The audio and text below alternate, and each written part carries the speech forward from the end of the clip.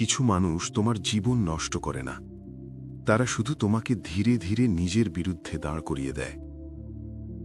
2026 সালে সবচেয়ে বিপজ্জনক মানুষ তারা না যারা তোমাকে আঘাত করে, সবচেয়ে বিপজ্জনক তারা যারা সবসময় বলে, আমি তো তোমার ভালোর জন্যই বলছি।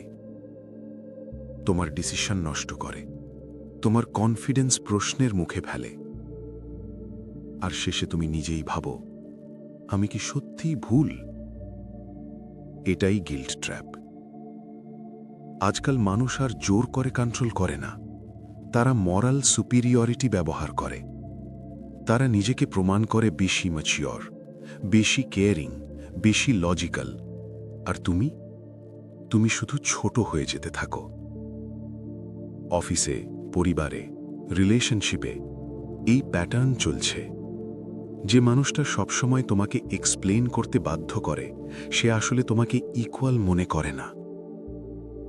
মনে রেখো, যেখানে বারবার নিজেকে জাস্টিফাই করতে হয়, ওটা ভালোবাসা না, ওটা সাইলেন্ট ডমিনেশন।